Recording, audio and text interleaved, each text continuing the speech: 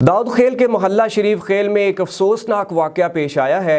इतलात के मुताबिक संगदिल बाप नासिर खान का घर में बीवी से झगड़ा हुआ, जिस पर नासिर खान ने तैश में आकर अपनी 3 मासूम बच्चियों पर फायर खोल दिया, जिसके नतीजा में एक 2 साला बच्ची और एक 3 साला बच्ची फायरिंग की जद में आकर मौका पर जाँ बहक हो गई, जबकि एक 5 साला शदीद जख्मी हो गई। मजीद तफसीलात बता रहे हैं दाऊद खेल से तनवीर आबिद खान। जी, ये अफसोसनाक वाक़या दाऊद खेल के मोहल्ला शरीफ खेल में पेश आया है। इब्तदाई इतलात के मुताबिक मोहल्ला के रहायशी संगदिल बाप नासिर खान का घर में बीवी से झगड़ा हुआ है, जिसने तैश में आकर अपनी 3 मासूम बच्चियों पर फायर खोल दिया, जिसके नतीजा में एक 2 साला एक 3 साला बच्ची फायरिंग की जद में आकर मौका पर जा बहक हो गई, जबकि एक 5 साला शदीद ज़ख्मी हो गई।